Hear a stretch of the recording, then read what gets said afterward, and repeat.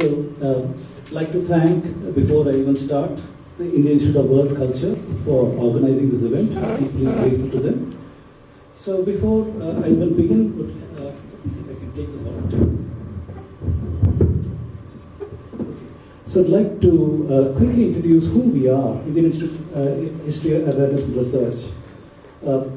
Dr. J. Kumar, who is based in Coimbatore, Prasad Gurujara, who is also in Houston with me, Sahara Singh, who is based in Singapore, myself, Professor Sharat Menon, who is in Houston, Dr. Bharat Srinivasan, who is in the audience right at the back over there, and Dr. Subrato Gangopadhyay, who is our president, and Dr. Sri Nagesh Putluri, who is in Columbus, and a couple of others. Sudhi is in Bangalore, and Dr. Surya Kavuri, who is also in Houston.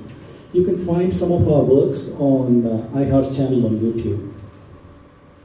So today I'd like to talk on the manufactured edifice of Aryan Dravidian Identities, and there is no need for me to say how important this topic is. It is the quest for an identity. Each of us as Indians need to ask, who are we, what are we? And when we are after an identity, we see that today there are a whole lot of identities that people like to look at themselves as. Some people like to see a religious identity, inverted quotes, caste identity, the regional identity, a language identity, the Aryan Dravidian identity. And you also see a few people who look to themselves as corporate identity, or also they call themselves as world citizens. And you should understand that when people say these kinds of things, it's the inability to fit within a paradigm or identity that this nation has to provide, an inability to connect to the past that makes people express themselves in identities of this nature. So each of these distorts and undermines the underlying framework of unity of the people. This is what I hope to highlight in today's talk. Some of these identities are utterly spurious. I'll try to show that also. Now, I'm going to focus on Aryan Dravidian because it goes to the root of who we are as people. This is what we have internalized, and I'll talk about this. I will examine the validity of this imposed identity. I chose my words very carefully because it's an imposed identity rather than anything else. What is the fallout from this mainstream narrative? The mainstream narrative is what you hear in the media, it's what you hear in academia and other such places. You have a liberal academic bias. I don't have to say anything about the red over here. And the media which spoon-feeds people. So there are deep consequences to Aryan Dravidian identity, and this is a narrative. We used to have an Indus Valley civilization, which was the earliest Indian civilization. Then chariot horse-bound Aryan invaders drove the Dravidian Harappans to the south and invented subjugating Vedic Brahmanism and destroyed civilization. Sanskrit, caste system, sati, cow worship created outcasts and poverty. Buddha came along and revised the social order. Civilization returned after Magadha's contact with the Greeks. Greeks brought science, math, astronomy to Indians. Brahmins again came along and destroyed Buddhism and upheld the caste system and sati. Then eventually the Muslim invasion of India gave Indians culture, arts and architecture.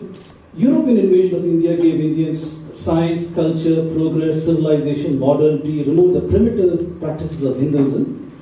As a corollary, Hinduism is primitive, backward, anachronistic, and should be jettisoned for progress. These are the values that most of us have internalized. It's a very cartoonish image.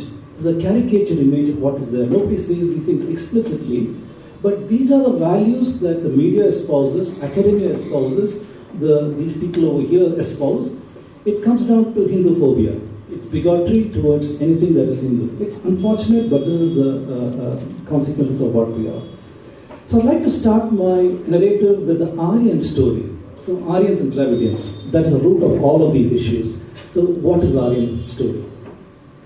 The Aryan invasion theory states that bands of male warriors from Central Asia invaded or migrated to India around 1500 BCE from some region over here in Central Asia. They effectively replaced the existing civilization, and they brought an entirely new Vedic religion, Sanskrit language, and a Vedic ecosystem. This is the story that you have learned in your textbooks, and this is what the mainstream person would say. The question that we need to ask is, what is the root of this narrative? Where did it come from? So I'd like to start with these three gentlemen over here. First is William Jones, 1746 to 1794. He first noted the similarity of Sanskrit, Latin, and Greek. And looking at these similarities, obviously, he proposes a common origin for these languages. So he was the first person to note these things. All of us know Max Muller. He wrote a book early in his career called Science of Language in 1861, where he refers to Aryans as a race. More than the language now, it required a race identity. However, much later in his career, 1888, he also made a curious statement saying that an ethnologist who speaks of Aryan race, Aryan blood, Aryan eyes and hair is as great a sinner as some comparison out there. In other words, he recanted what earlier he said that it was a race, but later on he said no, there's no such thing as an Aryan race. Mortimer Wheeler, he was an archaeologist at Harappa, in Arikamedu in Pondicherry, as well as Brahmagiri in Karnataka. And he was the first person who proposed the Aryan invasion theory based on some skeletons that he found at Harappa, and he proposed that as evidence of a great violence that has taken place and those kinds of things. One more interesting gentleman called Herbert Risley, an anthropologist, he used something called a race science. I put that in inverted commas because it is a very dubious science. He used the ratio of the width and the height of the nose to classify people. In other words, the width and the height, and he started classifying what are the different people. Based on that, he said these are the races prevailing in the Indian Empire in 1909. You can see there's one color here, 1, 2, 3, 4, 5, 6, almost 6 colors over here. Here's the key to all of these things. You can't read it, but it's not important. He entrenched the notion of Aryans as a race. So till then, Aryan was a dubious entity out there, but this gentleman came along and entrenched that notion that Aryans are a race. He also entrenched the notion of caste in the census of 1901. This talk is not about this, but it's an entire talk that can be done based on these ideas. He created, that's the correct word to use here, he created 2,378 castes, tribes and subcastes, and more interestingly, he did not order it alphabetically or what they chose to call themselves. He ordered them by so-called social preference. So by doing these things, there was an entrenching of certain ideas of caste, entrenching of certain ideas that people are a race, and so on. Very, very dubious science, but anyway, that's what has prevailed today. If we ask in the Indic sources, where does the word Arya come from? What does it mean? So Arya is used 36 times in 34 hymns in the Rig Veda. Arya refers to noble one or one who follows Dharma. Manusmriti refers to Aryavarta as the land between Himalayas and the Vindhyas from eastern to western sea. And before anybody says that Aryas only apply to high caste people or so on and so forth, he also noted it's applied to Rakshasas. For example, Ravana is Arya in Ramayana. Also, the person who was a Dasi born Vidura is called Arya in Mahabharata due to his virtue and dharma. At the same time, a person who is high up in society like Dushasana is called Anarya, the opposite of Arya in Mahabharata, due to his disrobing of Draupadi. The word Arya is found in Hindu, Buddhist and Jain texts.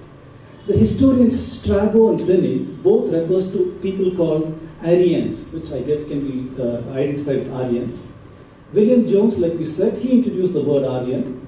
Max Muller initially hinted Aryan as a race, then clarified it as a linguistic category rather than racial category. At least he noticed that later in his career.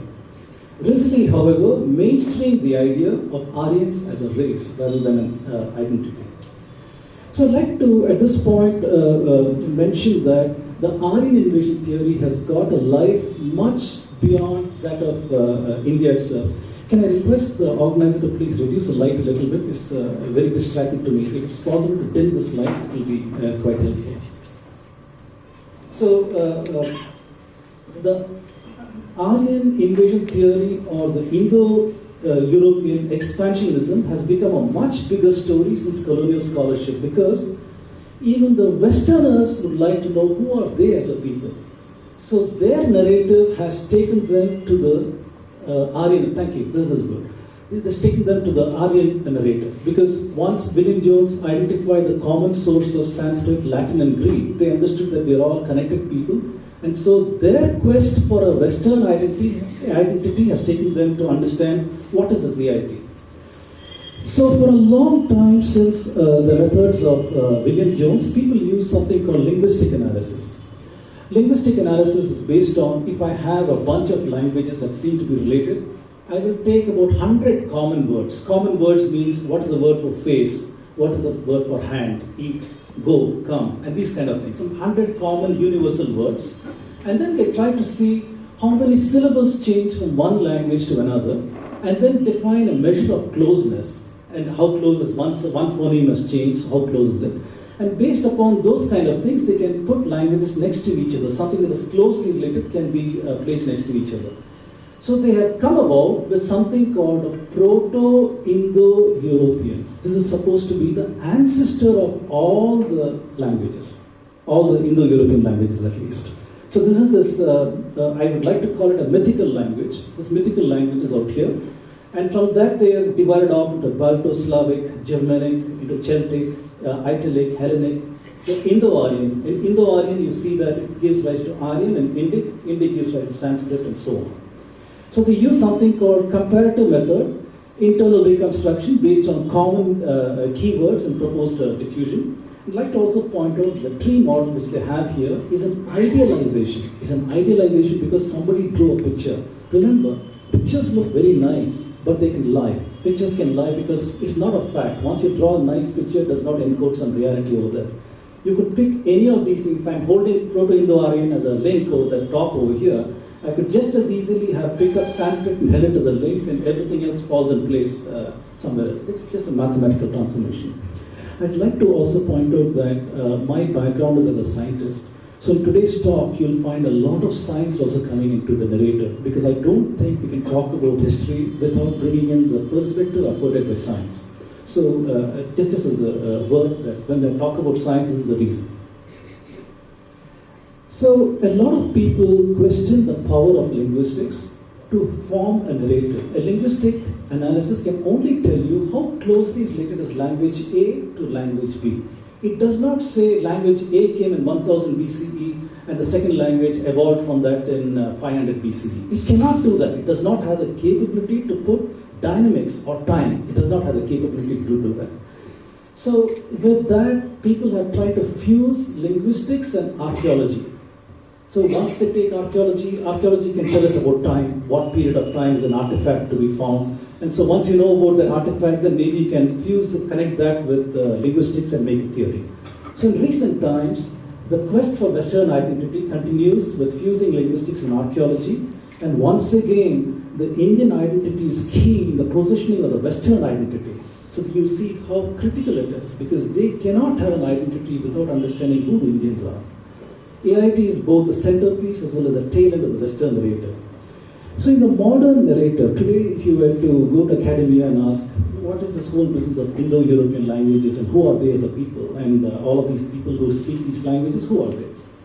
Two main theories have come about. One is by this person called Maria Gimbutas in the 1950s. She proposed something called the Kurgan or the steppe hypothesis. I'll talk a little bit about them. And she proposed that Indo-European expansion happened in three waves between 4000 BCE to 1500 BCE. On the flip side, this professor from Cambridge, Professor Colin Renfrew, in 1987, he proposed the Anatolian Hypothesis. Anatolia is an old name for Turkey. So he proposed that the invention of agriculture happened in Turkey, and the expansion of the people followed the path of agriculture. Wherever agriculture went, that's how the Indo-European languages spread. He proposed a date of 6500 BCE. Today, people claim that genetics also favors the Kurgan hypothesis. They also say that 6500 BC is too old for Indo-European expansionism. There's a reason for that. Because with linguistic analysis, it is not possible to go back beyond 3000 years. Whatever they do, you cannot go back. The assumptions simply don't work. So this model cannot be work with linguistics, so discard it. Although you'll see a paper now and then in academia, you'll see a paper claiming Anatolian hypothesis, but mostly people are sold on this idea today. What is this Kurgan-Steppe hypothesis? So this little picture shows you what it is. In 3500 BCE, there is this place in Central Asia called the Yamna culture. So the Proto-Indo-European people emanated from Yamna after the domestication of the horse. Once they domesticated the horse, then they started expanding. They followed something called open grave burial culture. That's why it's called Kurgan, because Kurgan is a place where they found all these burials and all this pit burial, and they named it after that. I'd like to point out from these arrows that even as these people are expanding over here, there already existed a civilization at Harappa, at Bhirana, at Meghar, Bhimbetka in Central Asia, Lothal in Gujarat, Edathal in Kerala. We already had civilizations and evidence of civilizations existing here. Sumeria, we had evidence of civilization, as well as Egypt. In 2500 BCE, the Kurgan hypothesis states that these people expanded out westwards into Europe as a corded ware people. Corded ware means the pots had striations based upon rope. They used a rope on the wet clay to give it a pattern. That is a corded ware. As well as on the east, the Andro-Novo culture. So the Indo-Iranian language and culture emerged in this time frame, and the chariot was invented. That's a very critical point for this theory. The Indo-Iranian language and culture was further developed in the Andro-Novo culture between 1800 to 800 BCE. You can see that it's expanded until this point. And over here, everything is consolidated into the Indus Valley civilization. There's no traces of anybody else. You see the Elamites here, the Sumerians here, and the Egyptians here. By 1500 BCE, these people had spread to these parts of the world over here. You find people called the Hittites, the Mycenaeans, the Babylonians who come out over here. And you find in this red, this huge group called PMAC. PMAC stands for Bactria Margiana Archaeological Complex. And it is over here that you see Aryan invasion theory or Aryan migration theory appears here, because these people have entered into India. So if we in India only try to fight the Aryan invasion theory, understand that it is just a tail. It's just a tail end of a Western narrative. There's a whole narrative over here that describes who are they as a people as far as the Greeks, as far as the Europeans are concerned, and so on. So in order to attack this theory, you must effectively attack all of these things and propose something new. So by 500 BCE, the people have consolidated a lot more in Western Europe. The Celtic people and the Greek people over here, the Iranian people have differentiated from the Indo-Aryan people. And curiously enough, you see the appearance of people called Dravidians over here. So, like I said, pictures can lie, but sometimes this is just on the strength of a picture or an idea that some theories have been propounded. So, as far as archaeology is concerned, if you remember, I told you it's a fusing of archaeology and linguistics that has given rise to the Kurgan hypothesis. So, this is a typical Kurgan burial mound. Over here is a burial mound from Kazakhstan, 500 BCE. It's a round burial. That's the reason why they call it a burial mound. Inside those burials, you find the body with gold, whatever, and all these kind of things. So this is Ural Mountains in 500 BCE. This chariot burial in Georgia from about 4,000 years ago, you find chariot wheels over here. No spokes over here, but only whole wheels over here. It's also one of the key evidence that people propose for a migration of people, the finding of a chariot burial in Central Asia. This is the corded ware that we shown from Yamna culture. They became the corded ware. You see these patterns over here that are made with rope. That's why it's called corded ware. So here's an example of some of those things. So what I've done so far is I talked to you about Aryan invasion theory. I tried to say what is the source of the word Aryan. I tried to show how linguistics was used, how they fused linguistics and archaeology to propound the theory. Now, over here, the latest frontier is the attempt to fuse genetics, linguistics, and archaeology. So when an ordinary person reads some of these works in academic papers, it appears an entrenched idea. But in today's talk, I hope to show you how spurious even some of these can be. So I will not talk much about this because I'll talk later about genetic support. There's a claim that Nature is a very popular science journal. 3 papers came out in 2015 on genetics, and it is claimed that these 3 papers gave partial support to Gimbuta's-Kugan theory. And after that, you've seen a whole lot of papers, media noise out there talking about genetics and so on. And I will not talk much about any of these things, but bottom line is these papers have given a new life to this theory, and we'll attack this a little later on, analyze this rather a little later on. So I talked to you about the Aryan story. So the Aryan story began with William Jones finding commonality between Sanskrit, Greek, and Latin. It went on to Risley, who found the Aryan race theory, Max Muller and other people. It went on to the Western quest for an identity, which led them to think that Proto-Indo-European started somewhere in Russia and spread out to the rest of the world. Then, because that theory was criticized, they brought in archaeology to support their data. And today, with further criticism, they also took archaeology and genetics and linguistics and tried to make a story. We stopped there, and now I'm going to the Dravidian model. What is the Dravidian story? Origin of the word Dravidian. It's critical for us to understand where did this word come from. So Dravida is a Sanskrit word used to denote the geographical region of southern India. The very famous astronomer Varahamihira in Brihad Samhita, he places Dravida to the southwest and east. Another astronomer called Parashara placed Dravida to the east. It appears to refer to specific people rather than a race or anything else. It is also used in this work Tantra Vartika by Kumarila Bhatta. Adi Shankara in Saundarya Lahiri, the 75th sloka, refers to himself as Dravida Shishu. So we know the usage of this word has been there for quite some time. And the missionary Robert Caldwell, he is a person who coined the word Dravidian. So we are now going to hunt what did he mean when he started using this word. So this is the gentleman, Robert Caldwell. He was a missionary and a linguistic and a bishop of Tirunelveli, lived between this time frame over here. He wrote a very influential book after having studied the southern Indian languages. He wrote a very influential book on comparative grammar and southern languages. He introduced certain ideas into the discourse at that time, into the discourse of the identity. He said there is an ethnic distinctness of southern Indians. Till that such time, there was no idea of northern Indians, southern Indians, western Indians, whatever. He is the first person who came and said the southern Indians are distinct people from northern Indians. He introduced the pejorative called Brahminical Aryans. I don't know what that means, but if you have children who go to school and you see their NCRT or CBSE textbooks, you'll often find this word Brahminical Aryans. It's always used in a negative context. And the gentleman who introduced that was him. It's a pejorative. He introduced the idea that southern Indians were oppressed and subdued. Very powerful words that came into the discourse at that time. He also said that you can get a pure Dravidian language by purging Vedic Sanskrit. By getting rid of the Vedic influence, you will get something called pure Dravidian. These are the ideas that he introduced. One of his biographers, he said, Caldwell's primary concern was to convert the southern Indians to Christianity.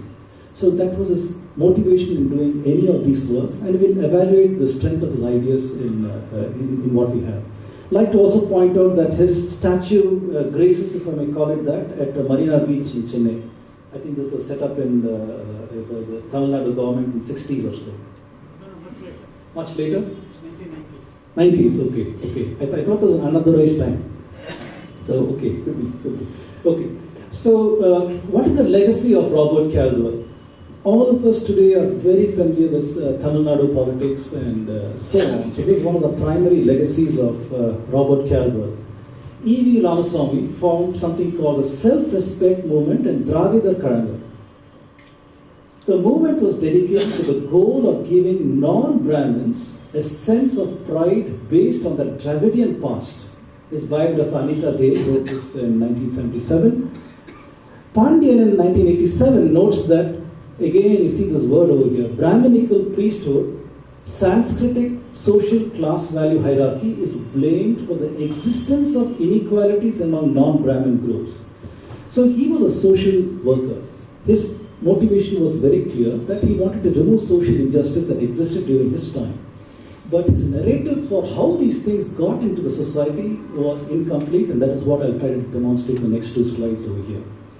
He also stated that Christian and Islamic religions were fulfilling social advancement, but the Hindu religion remained totally unsuitable for social progress, according to this writer Saraswati, who wrote about what he said. One more infamous thing is that he released a map of a proposed Dravida Nadu at a separatist conference in 1940 at Kanchipuram, but the British obviously did not approve it, so there's no question of a separate Tamil land. His legacy today is that DMK, LDMK, PMK, AIADMK and DMDK, all of these things call themselves as Dravidian parties. Again, the question is, in our quest for understanding identity, we want to understand what is this Dravidian that we're talking about. So here is his divisive legacy of Robert Calver. You see a whole lot of movements in academia today. There's a continuation of his ideas. And what are those ideas that are continued? Ancient Dravidian religion as agamic and non-Vedic, written by somebody called Narasimhachari in 1976. In other words, there's a quest now to say that Vedic religion is only from the north, that so-called Dravidians had a separate religion. So this is what it says. Worship of village deities, Ishtadevatas, is pre-Vedic Dravidian religion, according to Modern Review 1920. Presence of Dravidian loanwords in Sanskrit works proves synthesis of Vedic with Dravidian religion. All of these excellent gentlemen say that. And the Tamil words Tolkappiyam, Pattu Pattu, and Ettuthokka, I can't pronounce this, Ettuthokka, in anthropology, show ancient Dravidian religion, according to Sema. Then Sriyan was Murugan and Shivan go back to the Indus Valley civilization, according to Iravathan Mahadevan and Bohra. So these are some of the claims that these gentlemen make, entirely based on the legacy of Calver, continuing his divisive ideas. This is what is entered into the discourse. So what are the consequences of the Aryan and Dravidian identities for Indians? Aryans invaded India 1500 BCE. They drove the Dravidians to the south. Aryans imposed the Vedic religion. Oppression of Dravidians by Brahminical priesthood. Oppression caused Dravidian poverty and backwardness. And the Dravidians are a separate race and religion. These are the ideas that continue even today in what, for example, Raja Malhotra calls as breaking India forces. So these are the kind of ideas that continue to drive such trends. EVR thought that poverty came about because of the social inequalities that existed during his time. I'd like to just present 2 slides. There's so much to talk about this, but we have very limited time. Angus Madison is a historical economist who was working in Delft, if I'm not mistaken, or one of the Netherlands universities. So he tried to see the GDP of the world from the Common Era, beginning of the Common Era, until the current time, and he tracked the progress of these peoples over here. And India is the saffron color over here. In the turn of the Common Era, you can see that Indian GDP was the highest of the world population, around 33% or so. And China was just behind it. And eventually, through the Muslim invasion period, this thing went down in time till it reached this point in 1600s. Went up a little bit over here in 1700, the start of the European time in India. Once European exploitation started, you can see that the Indian GDP continues to fall at the same time as Western Europe continues to rise. Sorry, this is Western Europe. This continues to rise. USA started much later. And eventually, by the time we got independence, we were this very small percentage of world GDP, which continued to fall under the later Congress governments and so on, till we came to this point in 1973. And after that, we are slowly on an ascendant peak. What I'd like to show over here, this graph tells a lot of things. We can talk for a long time just on something like this. It only shows that India had a proportion of the world GDP which is so high in the past. It correlates very well with exploitation by the Europeans, by the British over here. And the poverty that is caused in India can be traced to this phenomenon over here. This is a very famous gentleman here. His name is Bill Durant, and he wrote a very famous book called Case for India. So he shows how the British created Indian poverty. I'd like to highlight this table that he proposes in this book, the national debt of India. How did this debt come about? Because of these things. Robert Clive, he started taking money for guns and favor. They got guns, tried to curry favor and so on. East India Company forced Indians to sell cheap and buy exorbitantly. They extracted hundreds of millions of dollars from there. Indians were taxed at 2 times as England and 3 times as the Scotland rate during the time of the British. The cost of British conquest, developments, administration in India was charged to the Indians themselves. So when somebody talks about railroads or somebody talks about anything else the British left behind, know it for a fact that everything was charged to the Indians, including Indians underwrote the First World War and the Second World War also. They had to pay for that also. As a consequence, the national debt of India, 1792, $35 million, today's dollars I believe. 1805, it had risen to $105 million. By 1860, it was $500 million. At the turn of the last century, 1901, $1 billion. And by the time we came to 1929, it was $3.5 billion when Will Durant wrote about India in that time frame, 1930s. This is the debt that the British left India with. Gives you an idea of the impoverishment of India. Many people have not realized this. So when they don't realize this, the easy connection has been to blame caste system, Vedic religion, so on and so forth. People are trying to find religions wherever possible because of ideas that have been put into the discourse strategically by certain people at certain points in time in history. The present day machinations, a whole community is threatened. This graphic is a courtesy of Sri Harikiran Vadlamani. I'm sorry that his name cannot be seen over here, but I took this graph from him with permission. So I'd like to show here the Western identity narrative for Proto-Indo-European and evangelist pressures are putting enormous pressures on 3 groups of Indian society today. The first group is our government. So the government works by a process of discrimination, although it is said that it is a secular and keeps equidistant from all religions and so on. Unfortunately, what we find in practice is it practices discrimination. It practices the politics of appeasement, and as a result, it infringes on the rights of Hindus. So this is one force. This force is acted upon strongly by Western pressures. For example, when the US comes in freedom of religion and these kinds of things, there is enormous pressure imposed on the government to do certain things. Academics, media, and NGOs work by distorting our history, distorting our identity, and so on, by appropriation and so on, and primarily work to subvert who we are as a people. They disconnect people from their past and who they are and inject them with a feeling of they are nobody, they are world citizens. So this is a problem over here. The third is the religious groups, which also strongly is connected over here. They work with ideas of so-called persecution, proselytization, and they work to changing the demographics. All these forces works to getting rid of Hindus. This is the sad story today. This is not polite to talk about this in so-called society because nobody talks about these things. We are decent about it. But the reality, as academics and as people who study phenomena, it's necessary to talk about these things. There's no jingoism or there's no feeling of persecution in saying this. So government, academics, religious groups, all these 3 things work under the pressure of the Western identity. The quest for Western identity continues to work on us even today. Ecosystem of Breaking India Forces. I strongly recommend everybody to read this book by Rajiv Malhotra and Arvind Neelakantan. He addresses the Aryan race story, how imperial evangelism shaped Indian ethnography, about Risley, invention of the Dravidian race, Dravidian Christianity activism, Dravidian academic activist networks in India and out of India, the Afro-Dalit movement, and the Western discourse in India's fragments. Strongly recommended. I put in the slide very eminent personalities on 2 camps. The above camp is the people who have been talking about the Aryan invasion theory, and the below camp is the people who have opposed this theory in recent times and said, no, Aryans, the so-called Aryans, are indigenous people who went out of India. That's the OIT here.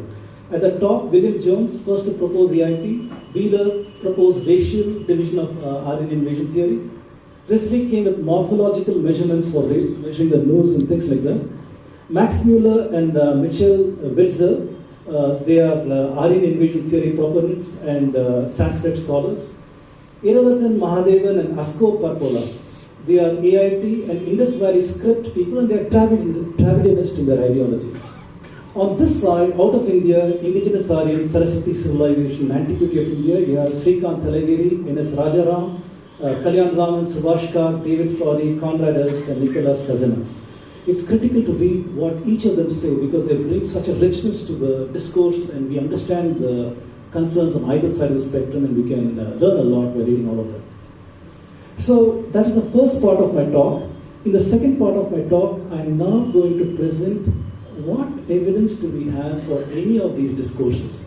So we have to be people who are led by facts and not led by the opinions of some strong-minded people out there in history or in popular discourse. So we look at contextual evidence, best available research and experiential, and we examine the evidence for this Aryan Dravidian narrative using literary, archaeological, evidence from geology, from astronomy and genetics. So I am a scientist, and so I have a bias towards these methodologies. That's what I want to show.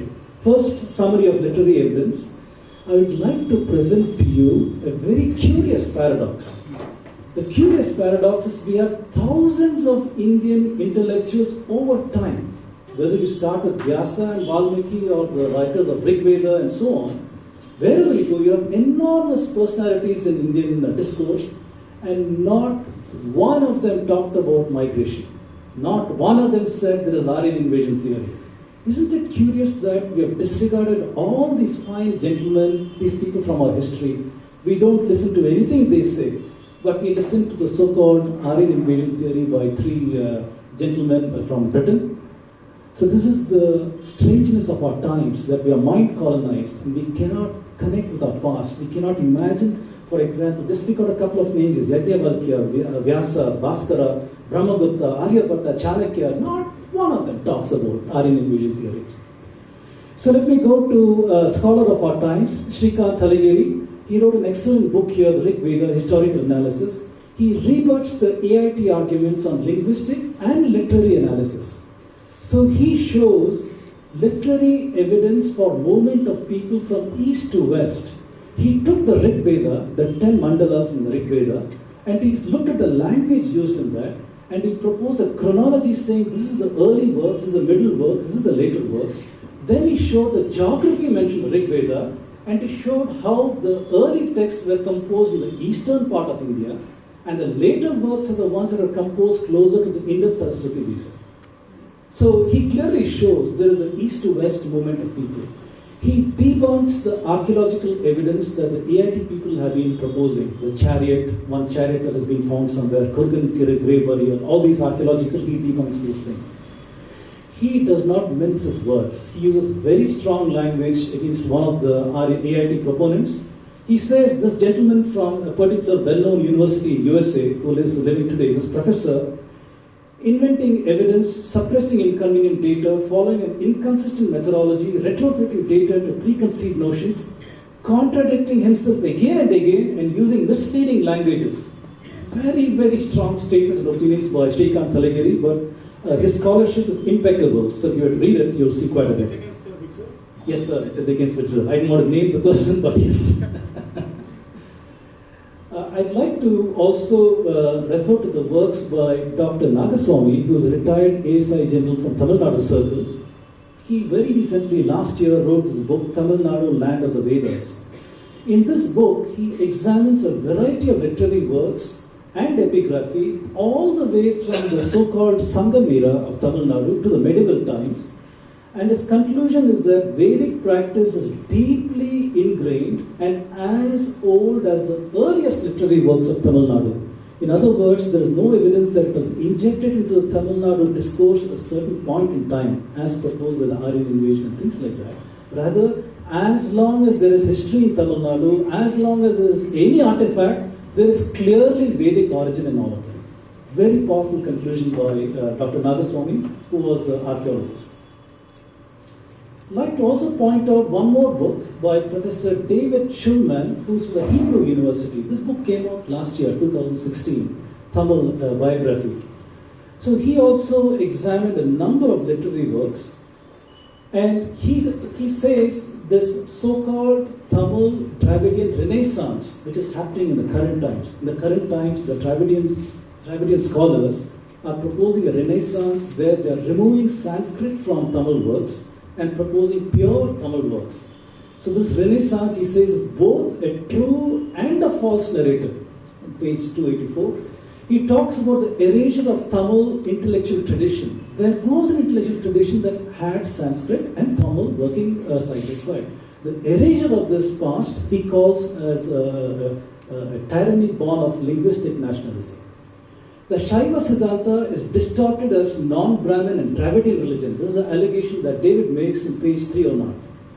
The British missionaries, educators promoted Dravidian, non-Brahmin and non-Sanskrit past. So again, he's saying the same story we talked about earlier.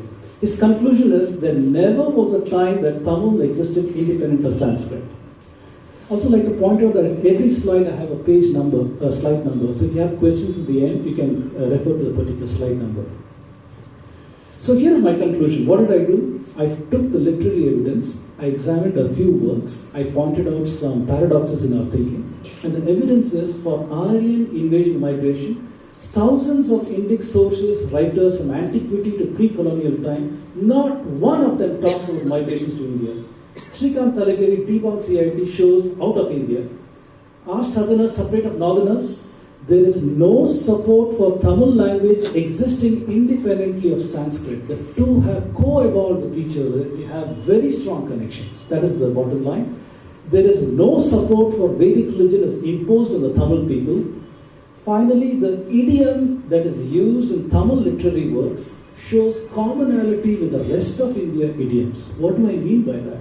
When we talk about any Puranic story or we talk about anything, the idiom is one of the Vedic culture with Puranic stories and so on. That same idiom is also used in southern India. That is the evidence. That's what it shows.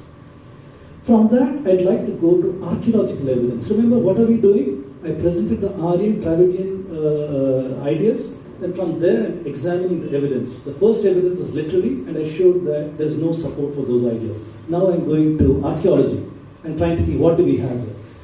We have enormously ancient artifacts in India. How ancient?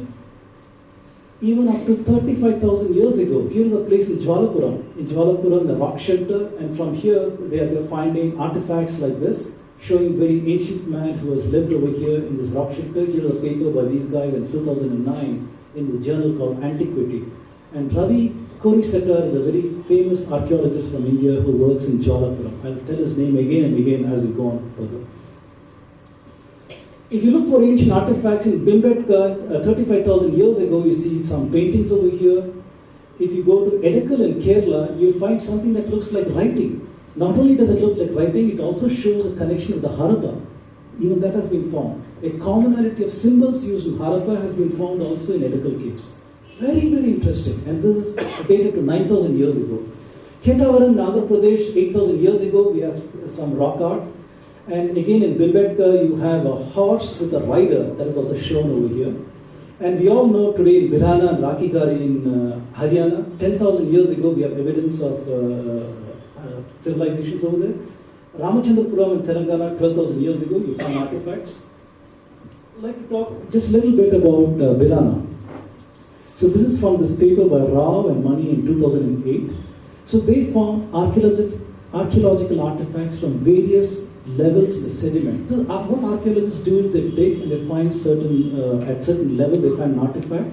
They're able to perhaps carbon date it, or they're able to by comparative methods say this layer corresponds to this time in history and so on. By that analysis, 2,750 years before present is a mature Harappan period, and you see these artifacts over there, a lot of seals and things like that. Early mature Harappan is between 4,950 years ago and 6,450 years ago.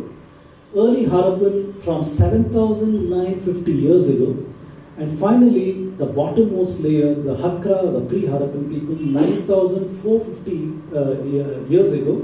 They also found incised potteries as artifacts in this layer. I've taken this from this work. They are from ASI.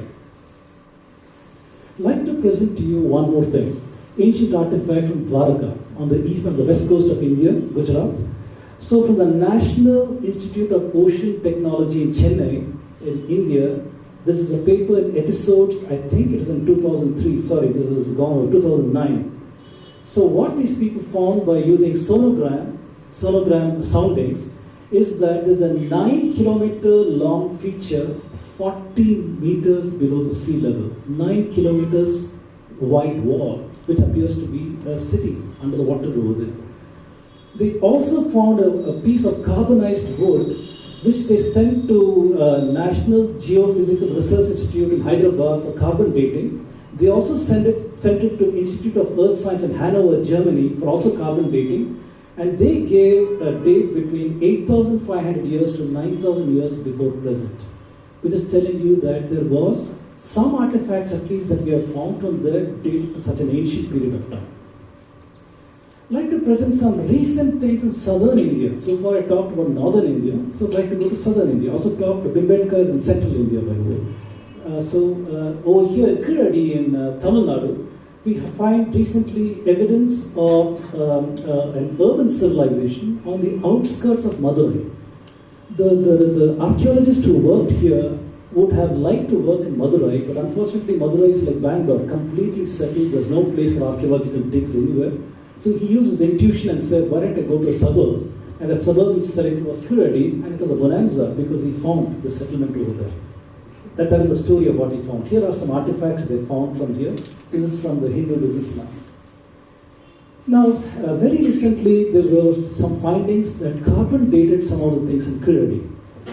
Now, I'd like to present the question, is Kiradi from 3000 BCE?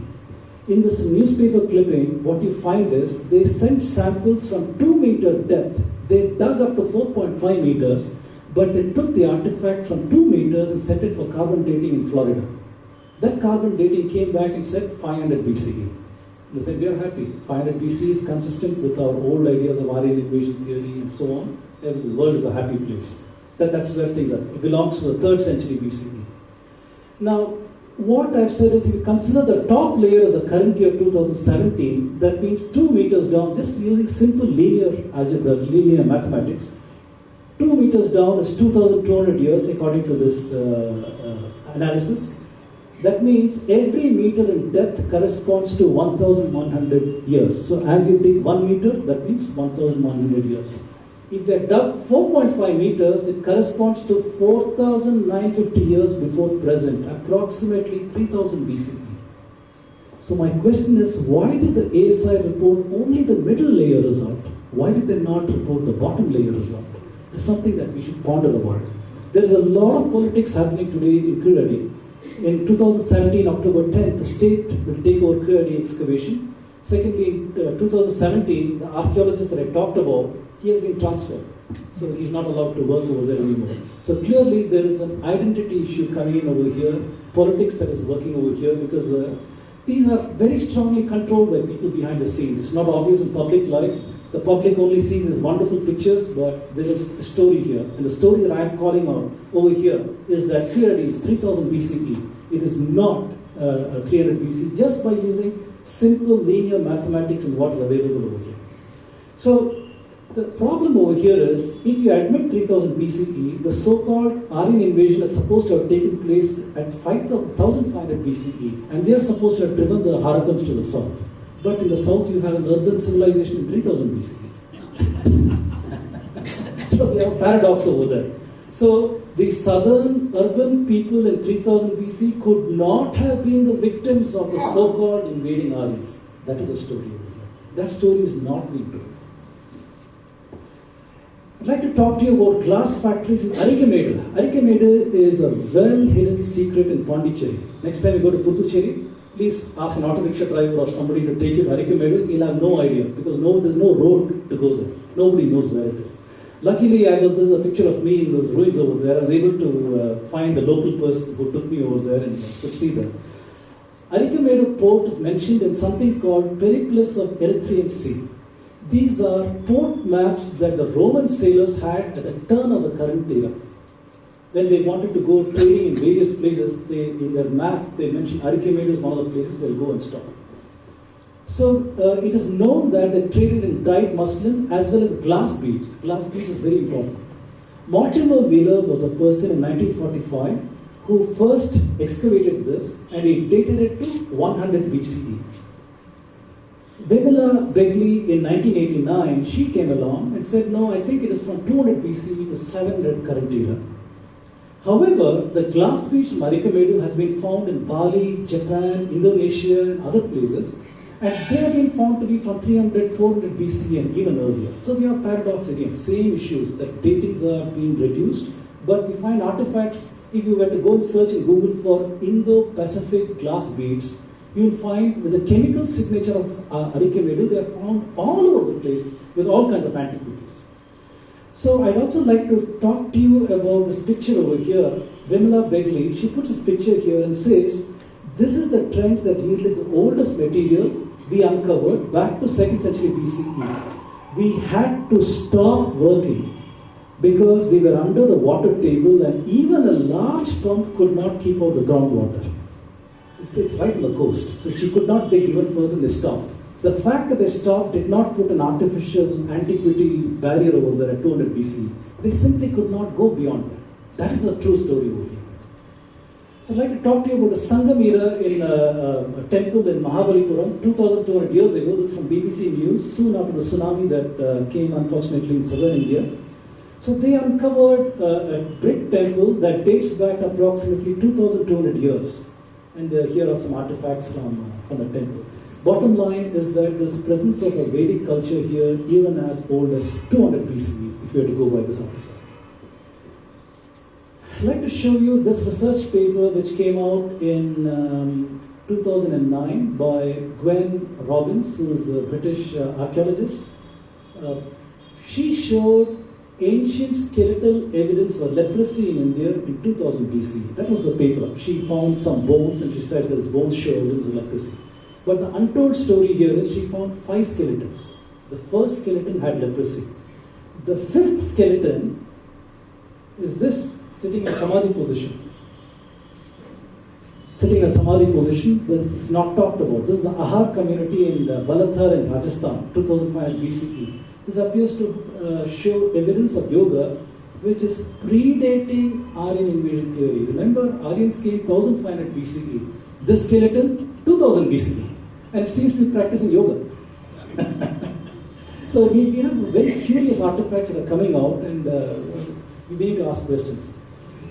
Terracotta figurines that show yoga asanas. This is from a very famous Indian archaeologist called B.B. Lal, as well as some of these are from S.R. Rao, also another very famous archaeologist.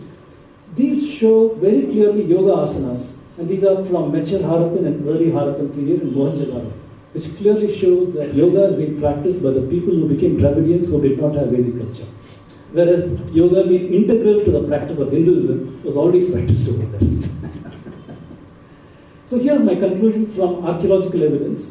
Evidence of yoga in 2500 BCE and in early Mechar Harappan periods predates the so-called Aryan invasion theory, much more ancient.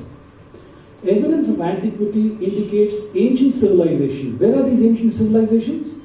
Evidence of great antiquity in the north in Birana. Evidence of great antiquity in the west in Dwarka. Evidence of great antiquity in the south in Kiradi. If southern Indian architecture is older than 1700 BCE, it invalidates the Aryan invasion or the displacement of Dravidian theory.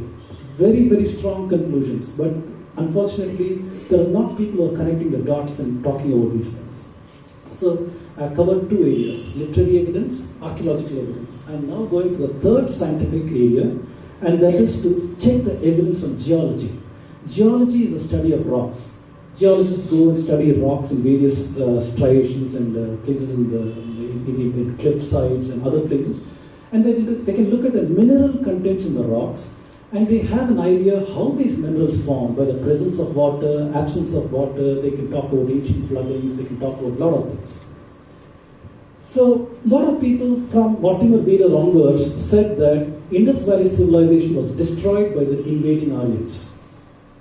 So this was the popular discourse even when most of us were in high school and other things, that that's what happened. Even now it is so. Even now, unfortunately, yes. The invading Aryans have destroyed Indus Valley civilization. And it is more stronger. Yes, very true, very true, very true. So I'd like to present this paper from Nature in 2014. This paper says that a 200-year drought cycle doomed the Indus Valley civilization. How do geologists know this? Once again, I said by studying the artifacts. Scientifically, by studying artifacts, you can come with an understanding of what really happened there. So I put some facts over here. 8,200 years ago, there was a 300-year dry event, which covered from India all the way to Sumeria and other places.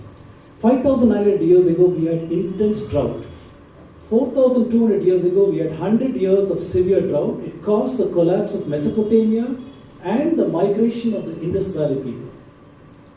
3,900 years ago, we also had the drying up of the Saraswati River. I'll talk about that presently, and that's what Subhash Kar presents. I don't want to talk about these things at this time. Here is one more paper from, I think, IIT Kharagpur, Anindya Sarkar, in 2016 in the Scientific Reports. It says oxygen isotope and archaeological biotides from India, implication to climate change and decline of Bronze Age Harappan civilization. A lot of scientific content there, but bottom line, they're saying climate change caused the collapse of the Harappan civilization. It's not any invasion or war or any such thing. I'd like to talk to you about the Saraswati River. The Rig Veda speaks of Saraswati going from the mountain to the sea in this particular verse, 7.95.2.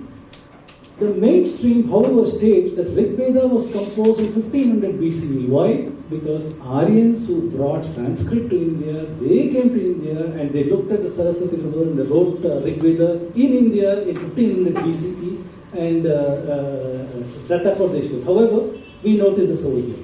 We also know from geology that Saraswati ran dry between 2400 BCE to 1800 BCE, much before the so-called Aryan invasion theory who brought Sanskrit and Rig Veda to India. So here we have evidence from geology saying that Saraswati, which the Rig Veda is talking about, ran dry much before the Aryans came to India. So here are a couple of papers also I put over here that states the same thing. This is from a Life Science article that came yesterday, November 28, 2017, Mystery Solved, how the ancient Indus civilization survived without rivers.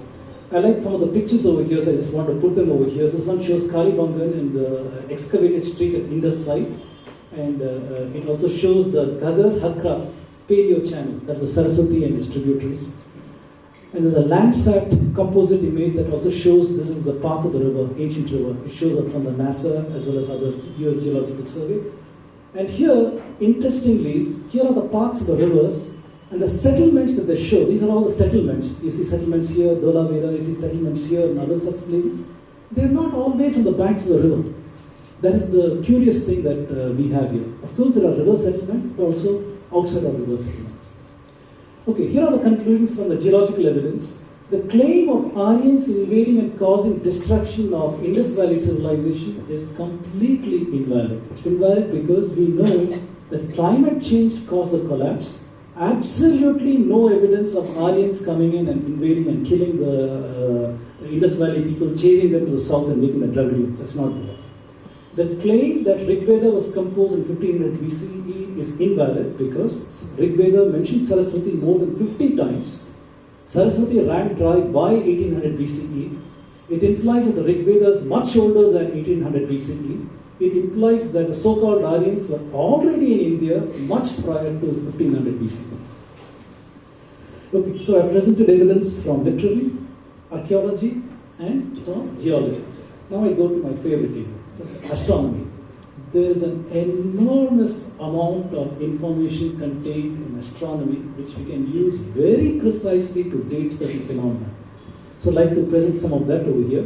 The field is archaeoastronomy. Now an archaeologist goes to the site, digs up, gets an artifact and he dates it. Archaeoastronomer looks at the text, the ancient text, and looks for evidence of an observation, astronomical observation in the text. And from that observation, they use modern methods, software, and other things to figure out when was that observation valid. That is the methods of archaeoastronomers. That is what I talk about. Before I talk about that, it's very important to understand something that our Earth is doing. We are all aware of Earth is spinning from west to east once in 24 hours. Very, very fast spin. It's also going around the sun once in a year. We know that also. In addition to these two things, our Earth is doing one more thing. What is it doing? Right now the Earth is spinning. It's spinning at 21.5 degrees. If you pretend my hand is the axis of the Earth, it's spinning from west to east like this. That's why we have night and day. And it's pointing to a place in the sky where the pole star is. That star appears to be immobile in the sky, meaning does not move. All the other stars seem to be going from east to west in bigger and bigger circles. Okay, that is the way the night sky appears. Now, our Earth, in addition to rotating like this, is also doing a slow wobble. That wobble means where it is pointing to is doing this. Can you see how my hand is going around? It is doing this once in 25,700 years. If you have played with the top as a child, you know that when you play the top, it spins very fast. But sometimes along with that fast spin, there's a very slow wobble. Can you visualize that? Our Earth is doing that. Earth is spinning rapidly in 24 hours. And there's a slow wobble once in 25,700 years. So this is a centerpiece in our understanding and dating of especially Indian events using our nakshatra model. We are so fortunate that our system uses nakshatras as time measurements and astronomical measurements because we can very precisely use a nakshatra model along with a scientific phenomenon of precision, this is called precision, and understand when in the past 25,700 years is that possible. So what I'd like to point is this is the way this is doing this wobble. This is the North Pole. South is also doing the same thing. So Polaris today is this one. It's called Dhruva. But 3,000 years ago, Thuban was a pole star. That was called Dhruva. When Yajnavalkya and others wrote Shatapatha Brahmana and other things, this was the pole star. This was called Dhruva in those days. Today it appears that this is Dhruva. 15,000 years later, Abhijit, which is a star called Vega, will become the pole star. I'll show some of these things in my slides later. So here, I'd like to show you the Indian sky with an Indian way of looking at it. Okay? It's a night sky with Indian lens. So this is today's sky, November 30th, 2017, over Bengaluru. It's right over here.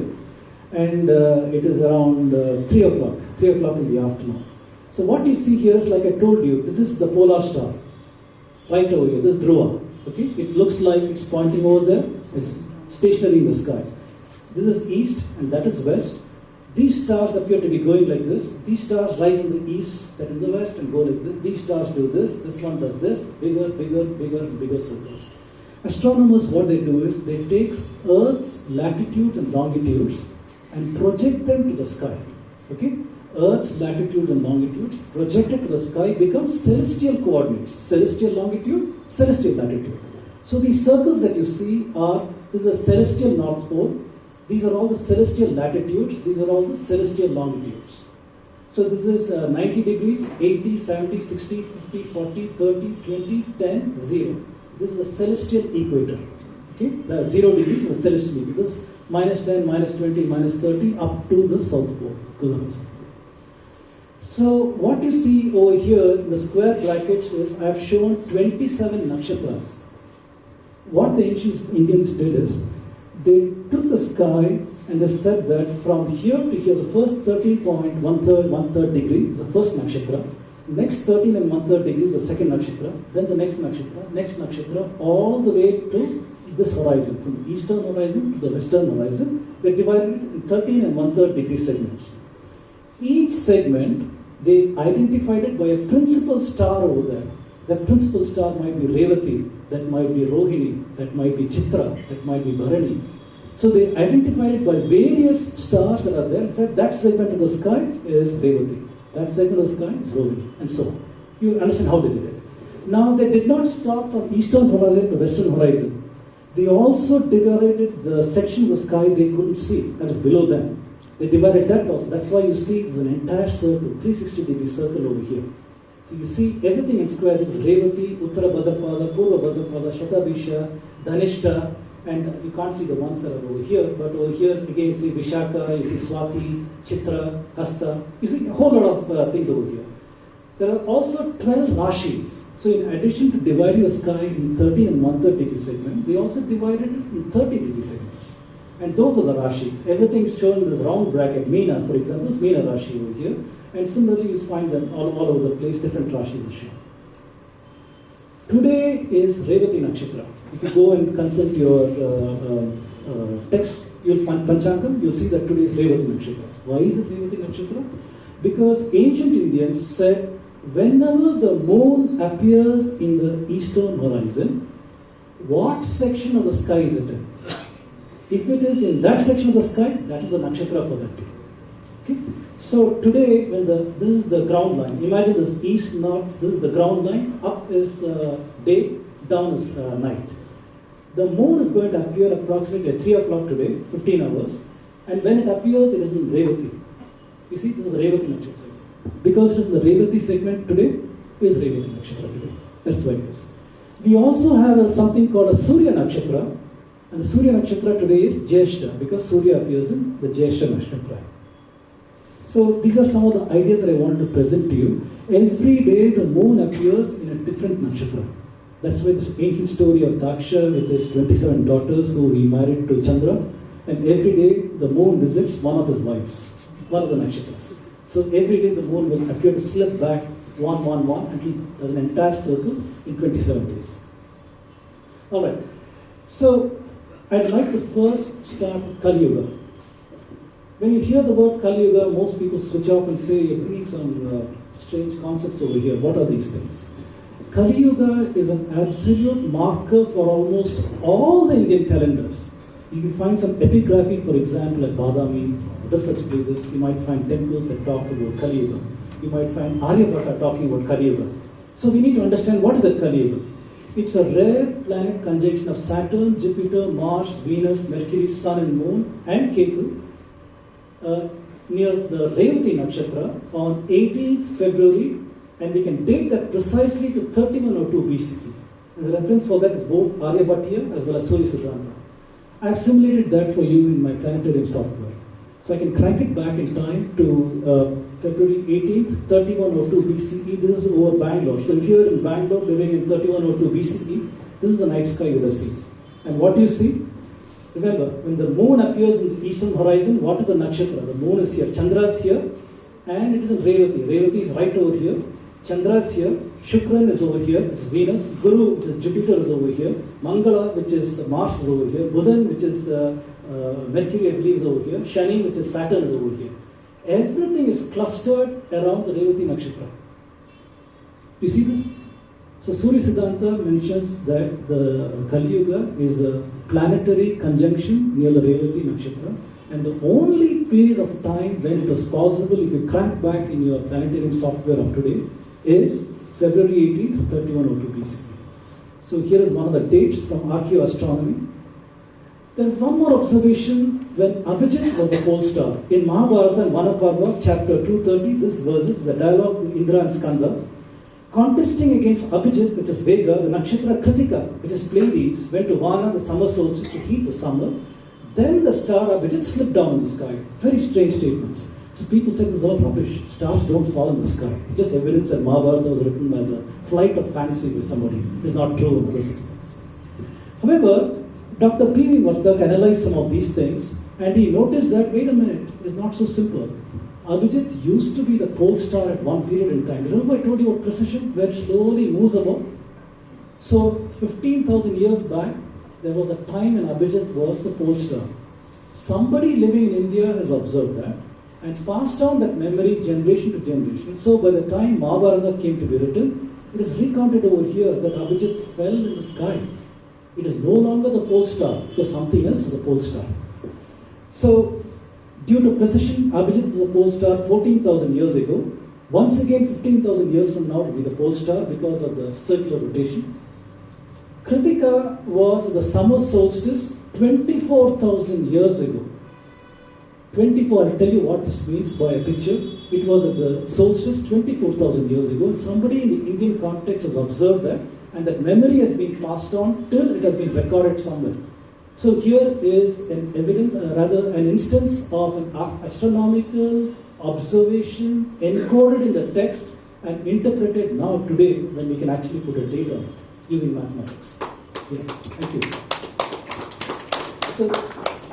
So the bottom line is the Indian rishis have been observing the skies from 24,000 years ago, which is an incredibly old period of time. It goes against everything we have been told. Everything we have been told is 24,000 years ago, primitive people who couldn't talk, they probably hit each other with the clubs on the head, they probably killed each other for whatever little food they had and those kinds of things. But we have a society that apparently is observing the skies and understanding what is going on and passing that cultural memory generation to generation. Something is not right. Something is very strange over here in what we have been taught. Okay, here is my software. I'm sorry that this is not very clear over here. 14,000 years ago, Abhijit was a pole star. Do you observe here the center, Abhijit is here? Yes. I'd like to just go back a couple of slides and show you, this is during Kali Yuga. During Kali Yuga, you see Abhijit where it is? It is not here, it is over here in 3000 BC. And if you go to our today's night sky, I'm sure I have Abhijit somewhere here. Yes, Abhijit is over here in today's night sky. So what you see is that 14,000 years ago, it was a night sky. Somebody has observed it, passed on that memory, and Mahabharata says Abhijit is no longer, it has fallen in the sky. That is what is remembered as. The Shatapatha Brahmana states that Kritika never swerves from the east. Very strange statement, and a lot of very brilliant people in recent times identified that this is actually an astronomical statement, observation. Shatapatha Brahmana was concerned with constructing Vedic altar and how to find the east direction. It was a prescriptive manual. It was a prescription on how to conduct a Vedic homa, how to construct the altar, how to face the east direction, and so on. So in ancient India, if you go and ask, hey, where is the east direction? He said, what are you saying? Wherever the sun rises, that is the east direction. Excuse me, that's not true. That's not true because we have Uttarayana and Dakshinayana. Uttarayana means a 6-month northward progression of the sun. And Dakshinayana is a 6-month southern journey of the sun. So in your house, every day in the morning at 8 o'clock, if you see where is the shadow of the sun, the sun ray falling through the windows, make a chalk mark on the wall or the floor wherever it comes. Every week you do that. Within a short period of time, you'll observe the shadows moving northward, then you'll observe shadows moving southward. It's because the earth is tilted at 21 degrees, 21.2 degrees, 23.2 degrees, 23.2 degrees. Because it is tilted, as it is going around the sun, this phenomenon appears as if the sun is going to the north and the sun is going to the south in 6 months. That's what the phenomenon is all about. So Shatapatha Brahmana wanted to tell the Vedic practitioner, how do you find the east direction? And what it said is, remember most of the Vedic practitioners would wake up before dawn, have a bath, and so when it's still dark, he said, go outside and see Kritika. Do you see Kritika? Then when the sun rises, Kritika will be right below that. So you make your altar facing the sun, right in that direction, and you do your homa. For maximum efficiency, auspiciousness, that's what you should do. This was true only in a certain period of time because of precision. So we can go back in our software and I can find out that if you observe the circle here, this is Kritika, Pleiades, and the sun is over here exactly on April 15th. This line over here is very special. This is the celestial equator. Okay? On the day of the equinox, the sun will be on the celestial equator. On its northern journey or on the southern journey, on the date of the equinox, it will cross the celestial equator. So here it will go to the northernmost point, then it will go to the southernmost point. This is the oscillation, the simple harmonic motion. It seems to be doing this, the sun. 6 months this side, 6 months this side. In doing so, it crossed the celestial equator. There was a period of time when Kritika was also on the celestial equator, and that date is April 15th, 2982 BCE. One more date to keep in mind.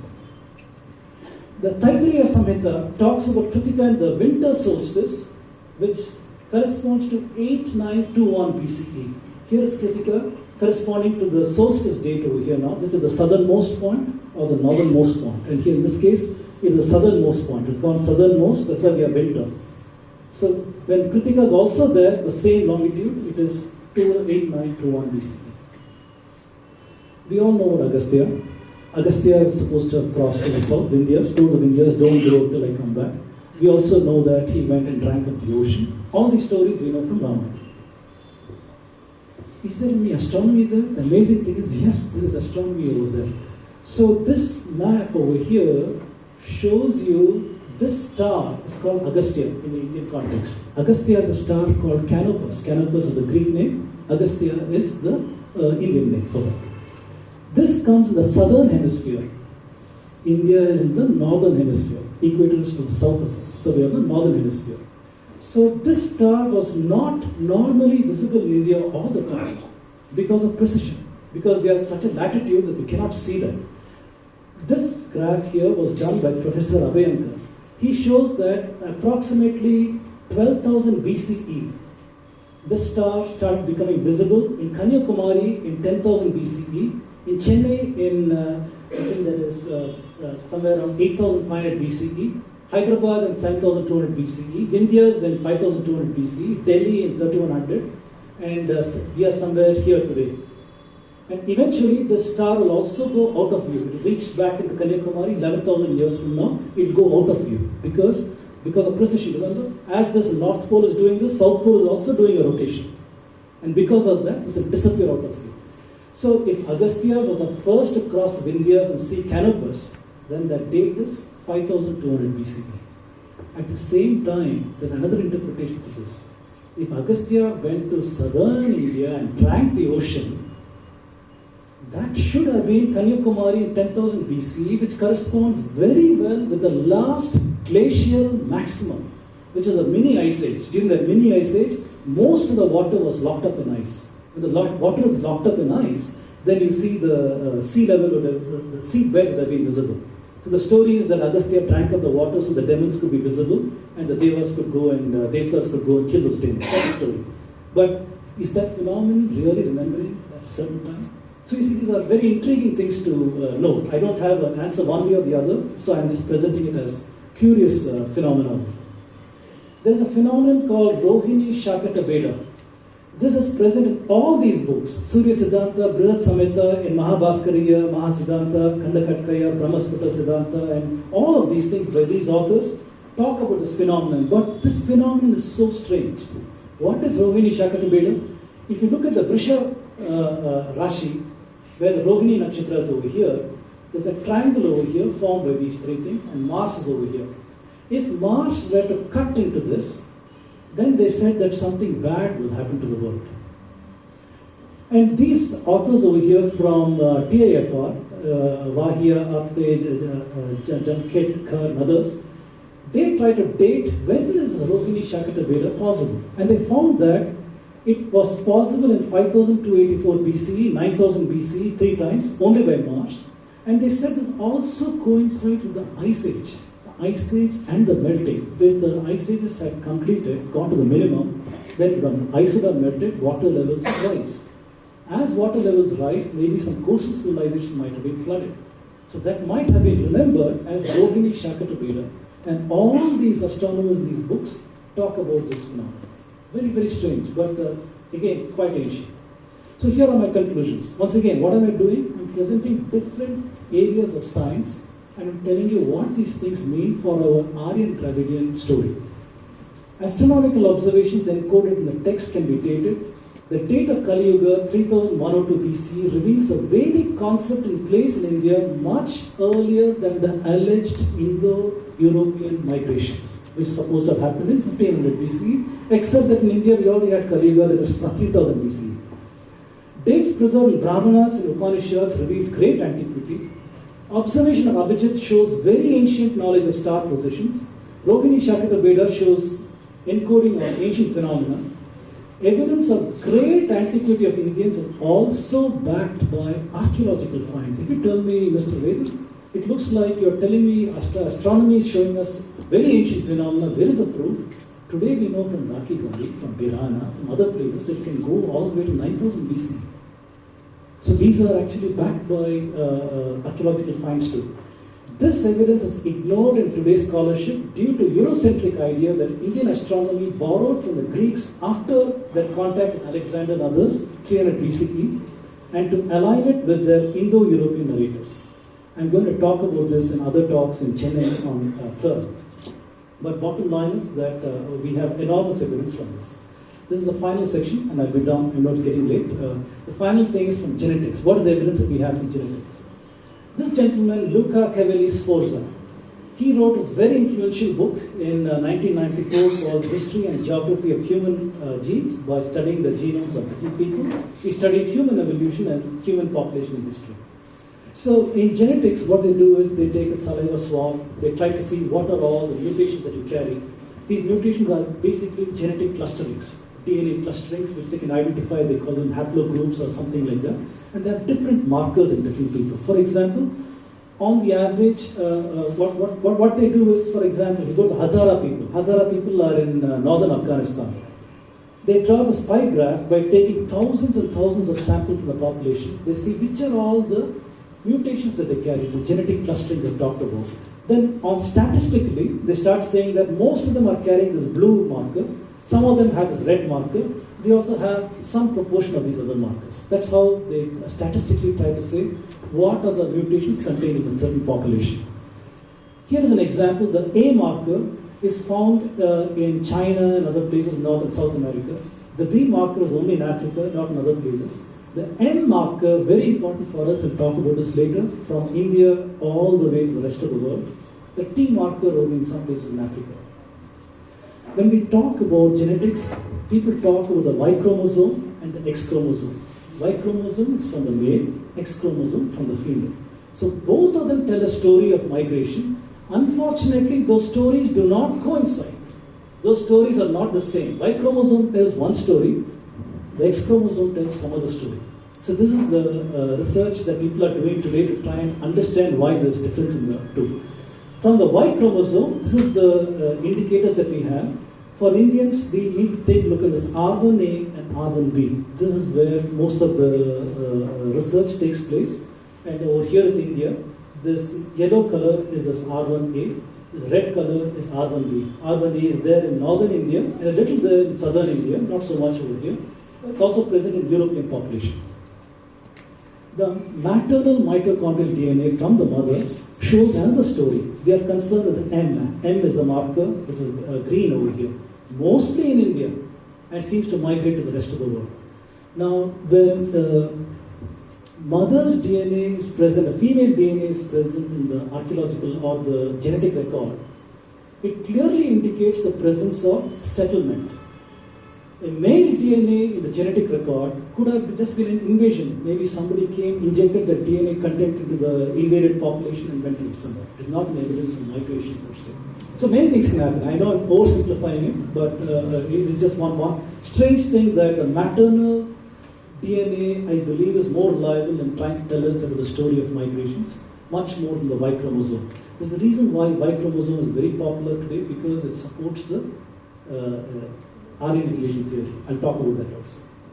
So from Stephen Oppenheimer, 2003, he tracked the maternal mitochondrial DNA, and he said that 85,000 years ago, it appears to have started in Africa, went over this triangular part of India, all the way down to Taiwan. This is approximately 85,000 to 75,000 years ago. So I talked about migration model, and why did they not go west? Why did they come to India? The migration model was not one family saying, hey, let's go from Africa all the way to Australia. Rather, it was a generation by generation migration. If somebody is not happy about what is happening in their world here, or the resources are poor, they will take their family and go 1 kilometer down the road and start a new life over there. These are all people who could move easily. They didn't have houses like us, cars like us, making us tying us down to the land. So they could migrate easily. So this is a generation by generation migration. They did not head this side because there was one more species of humans there. In addition to Homo sapiens, which we are, there was a species called Neanderthals. So the ancient Neanderthal was much bigger than the puny Homo sapien. Today, with good nutrition, Homo sapiens are 6 feet tall, maybe 70, 80 kilograms in weight. But in ancient days, that was not the case. They were much tinier, much more smaller, and so on. They couldn't confront the Neanderthals. So we know today that Neanderthals were there up to Iran. So they could not confront them, so they helped the coast and did those things. 75,000 years ago, in Sumatra, there was a super volcano.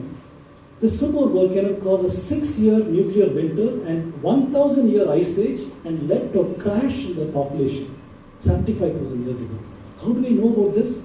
Because even today in Andhra Pradesh, Jwalapuram, archaeologists are able to dig and find ash from that event. This event is supposed to have covered India and Pakistan 5 meters deep ash. Can you imagine 5 meters deep ash? So much of ash existed in India due to that super volcano, which caused this extinction of the humans in this part of the world.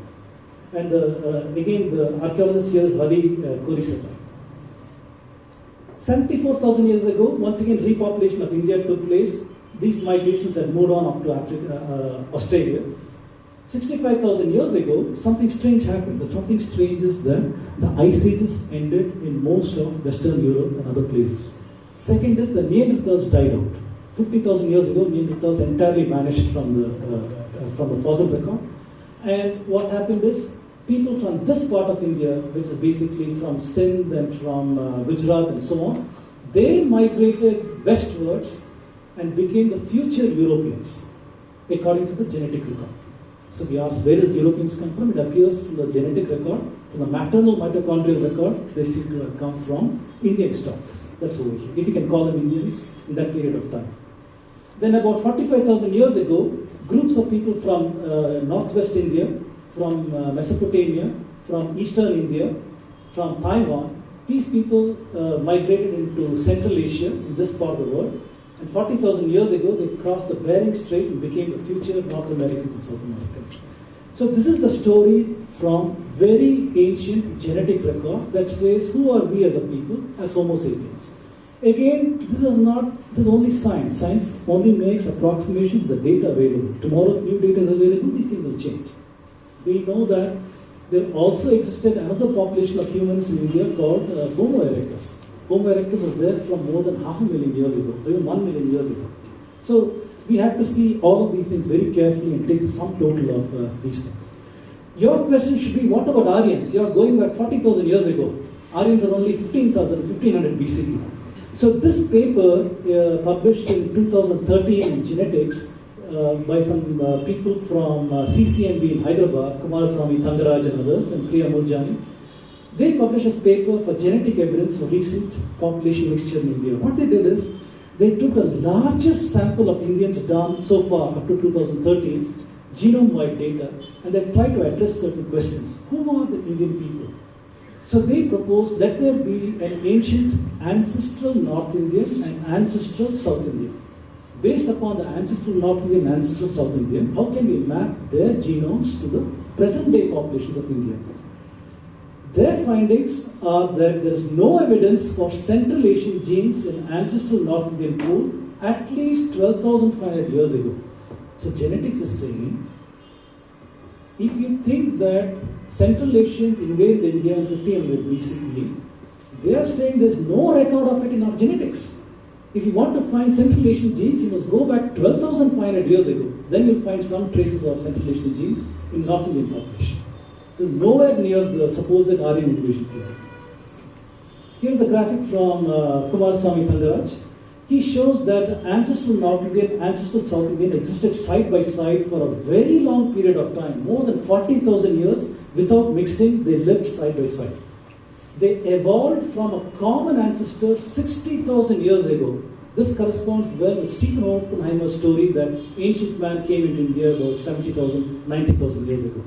So these people are now saying that they diverged from the common ancestor into these two populations, and about 4,000 years ago they started intermarrying. Till then they were not intermarrying, but 4,000 years ago, approximately 2000 BCE, they started intermarrying, and it stopped 2,000 years ago. So for a period of 2,000 years, the entire Indian population, north and south, were intermarrying, mixing and so on. So today our genetic record is completely jumbled up. There's no question of North Indian, South Indian or anything. That is the story. We are endogamous for the last 2,000 years. I said that I'll come back to the RNA story. The RNA story is the one that Aryans at Dravidian Identities, this is the one that is used. Even today, if you see the papers coming, this is what we can talk about. This R1A is supposed to have evolved about 25,000 years ago. This Professor Peter Underhill, 2014, he says this evolution of the gene happened near Iran. And he did that after taking samples from 16,000 individuals and 126 populations. So it's a very powerful statement over there. Underhill states that I cannot use R1A mutation to tell you anything about this genetic record. I have to go deeper and deeper into the mutation. That's called subclade. And he said that I have to look at the Z282 and Z93 and understand about this Aryan invasion theory in business. Unfortunately, these things happened about 5,800 years ago, these final resolutions of subtrades. And these gentlemen in 2003, 2009 and 2015 say that the Z93 is basically from South or West Asia or South and Central Asia or West Asia. So even among scientists, there's no consensus. Where did the gene come from? Did it start in Central Asia and come into India, the RNA gene? Or did it start in India and get outside? There is no consensus. So even very small field data that shows a certain kind of information has been exploited by people with ideological bent of mind. Here's a very interesting paper in 2012 that says genetic differentiation began 6,000 years ago in southern India. So this Professor Ramaswamy Pichappan from the Genographic Consortium, National Geographics, he took 1,680 individuals from Tamil Nadu in different caste and tribal societies, and he said there appears to be evidence of endogamy here going back 6,000 years. That means if you think endogamy is a proxy for caste, marrying within the same caste, if you think it's a proxy, this appears to have been practiced 6,000 years ago. Where is the question of Aryans coming in, imposing their social structures on Dravidians and making them follow these kind of things? So it predates the Aryan invasion theory by 2,300 years. That is the evidence from here. One more paper that says there is no evidence of hierarchy in genes from Uttarakhand. This is a paper in 2016 that says paternal, and that is the Y chromosomal ancestry of Uttarakhand does not imitate the so-called classical caste system of India.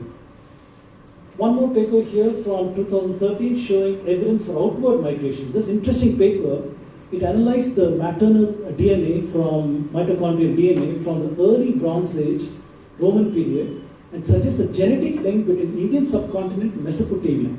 Bottom line, they found some ancient skeletons in Syria. By analyzing the genome of the skeletons, they found a connection with northern India. So this correlates very well with what Subhash Kak said, that around 2000 BCE, when Saraswati River dried up, it led to an outward migration of Vedic people who went out of India up to Syria. So there also appears to be some genetic evidence for this narrative. Finally, I meet a lot of people who say, wait a minute. Look at this guy, he's so fair, look at me, I'm so dark. Surely we are two different people. We are two different races. He's a Northern Indian, I'm a Southern Indian. My skin color doesn't matter. So this is what most people internalize and say that we are two different races because our skin colors are entirely different. Well, this 2013 paper says a light skin allele of SLC24A5 in South Asian Europeans shares identity by descent. What does the paper say? Basically it says there is a gene which is in the 15th chromosome, the human chromosome. It is responsible for skin tone. It is common between Europeans and South Asians. It is inherited from a common ancestor 28,000 years ago. 28,000 years ago, that common ancestor would have been in India, somewhere in India. So somewhere in India, a mutation happened to the gene, and that mutation caused a lighter skin color in some northern Indians as well as southern Indians. That is the story, mostly in ANI, but it is also present in ASI. That is the skin tone. Almost my last slide. This is a conclusion with genetic studies. Genetic studies, you skip that. Results from genetics are not primary evidence. They can only serve as supporting evidence.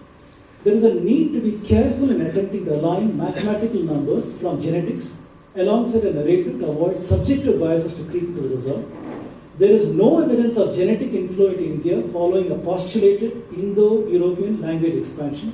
There is neither an Aryan gene nor a Dravidian gene. We are all essentially the same. Here's my conclusion. So I thank you very, very much for patiently listening to this very, very long lecture where I've taken you through various things of scientific inquiry. And here are the conclusions. Is the Aryan Dravidian identity, is it real or spurious? Today I've talked to you about many things. Evidence from literary sources show there is no Aryan invasion theory and shows strong interconnection of Sanskrit and Proto-Tamil from earliest period. Evidence from archaeology shows ancient artifacts vastly predate Aryan invasion theory and show urban settlement in south prior to the alleged AIT. Evidence from geology offers no support at all to AIT. Evidence from astronomy shows Vedic nakshatra observations vastly predate the alleged AIT. Evidence from genetics shows no support at all for Indo-European expansionism and genetic migration. On the strength of all of this evidence that I presented, I'd like to assert to you all, which you already know, that Aryan Dravidian edifice is spurious. It is manufactured for parochial reasons only and propped up today only by Western interests. Thank you very, very much.